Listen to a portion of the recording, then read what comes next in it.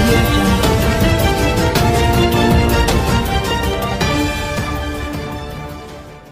అందరికీ నమస్కారం.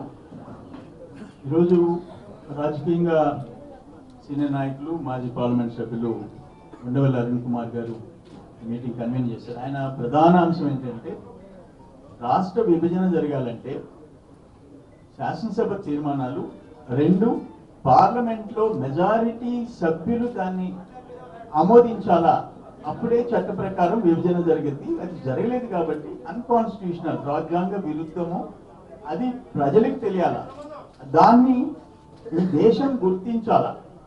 అట్లని చెప్పేసి 2 రాష్ట్రాలు ఇప్పుడు కలిపేయమని అనేది ఉద్దేశం కాదు. ఇంకొక సందర్భంలో రాజ్యాంగాన్ని ఉల్లంఘించకూడదు అని అనేది అభిప్రాయం అని చెప్పేసి దాన్ని చెప్తూ మనకి రావాల్సిన చట్టపరంగా మనకు జరిగిన అన్యాయాన్ని నిలదీయాలని చెప్పేసి ఉండవల్లి గారు ఈరోజు సమావేశం ఏర్పాటు చేశారు. మాకు ఎలాంటి అభ్యంతరం లేదని చెప్పాం.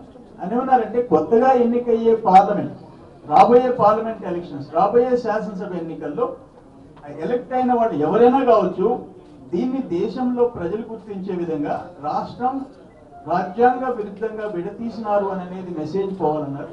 We have no objection at all, మాకేం అభ్యంతరం లేదు. అట్ సేమ్ టైం ఈ రాష్ట్రానికి రావాల్సిన నిధులు హోదా మీద ఒకరిద్దరికి తప్ప ఎవరికి పెద్ద భిన్నాభిప్రాయాలు లేవు. సో దాంట్లో మన రాష్ట్ర ప్రభుత్వం తరఫున ఈరోజు అధికారికంగా ప్రేమచంద్రారెడ్డి గారు, అంటే రాష్ట్ర కేంద్ర సంబంధాలు చూసే, ఆర్థికంగా లావాదేవీలు చూసే ఐఏఎస్ రిటైర్డ్ ప్రేమచంద్రారెడ్డి గారు planning board vice chairman Kutumba Rao గారు ప్రజెంటేషన్ ఇచ్చడానికి వచ్చారు. మేము 1,16,000 కోట్లు న్యాయంగా రాష్ట్రానికి రావాలని చెప్పేసి మేము రిపోర్ట్ తయారు చేసి కేంద్రాన్ని కంటిన్యూస్ గా పర్సూ చేస్తున్నాం. అట్లే పవన్ కళ్యాణ్ గారి ఆధ్వర్యంలో 75,000 కోట్ల రూపాయలు న్యాయంగా రావాలని చెప్పేసి ఫ్యాక్ట్ ఫైండింగ్ కమిటీ డిసైడ్ చేశారు. 2 లక్ష్మణరావు గారు retired IAS officers, IPS officers ఒక ఎక్స్పర్ట్స్ కమిటీ 1,03,000 కోట్లు అని చెప్పి తయారు చేశారు. కానీ కుటుంబరావు గారు చెప్పింది ఏంటంటే ఇంచుమించు 90,000 కోట్లు, 1,00,000 కోట్లకి పెద్ద మేము పంపించింది కూడా తేడా లేదు. కానీ మేము పంపించిన దాంట్లో ఈ రోజు వరకు రావాల్సిన పోలవరం బ్యాలెన్స్ ఇవన్నీ కలిపాము అని చెప్పారు. నేనేమంటానంటే ఇది ఆల్మోస్ట్ రాష్ట్రానికి కేంద్రం మోరార్లెస్ 1,00,000 కోట్లు ఇవ్వాల్సిన పరిస్థితి ఉంది. మోరార్లెస్ అనేది ఏకాభిప్రాయం, భిన్నాభిప్రాయం లేదు. అది ఇవ్వాల్సిన అవసరం ఉంది. ఒకవేళ కృష్ణారావు గారు అధ్యక్షుని చెప్పొచ్చు. నేనేమంటానంటే పార్టీలకు అతీతంగా అందరు తయారు చేసిన రిపోర్ట్స్, ఇటు గవర్నమెంట్ చేసింది కానీ మిగతా కమిటీస్, ఫ్యాక్ట్ ఫైండింగ్ కమిటీస్ తయారు చేసింది.